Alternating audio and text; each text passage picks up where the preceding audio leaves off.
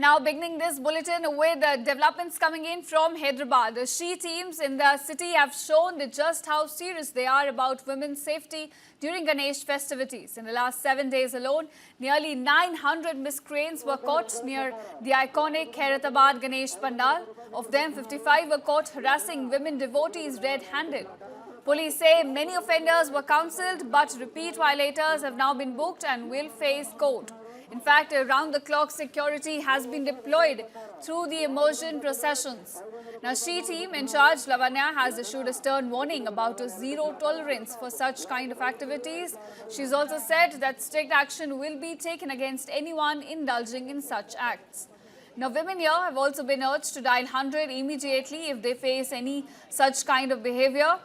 In fact, kudos to Hyderabad police and the She teams for standing guard and ensuring that women can celebrate safely.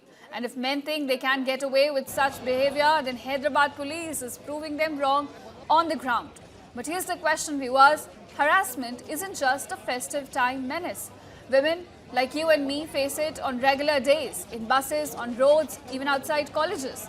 So then, why does it take a festival crowd for us to see this kind of massive policing? That's the question we're asking at this point.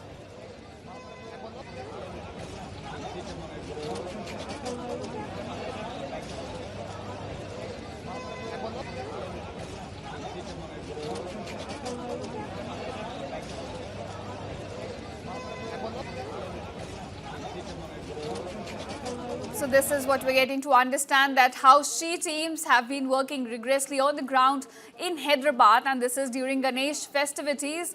In fact, in the last 7 days alone, nearly 900 miscreants, they've been caught during the iconic Ganesh festivities, and of them, 55 were caught harassing the women devotees red-handed.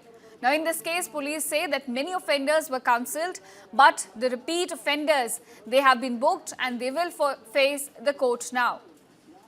Security has also been hyped up around these processions, and women in this case, they've been urged to dial 100 in case they face any behavior of such kind.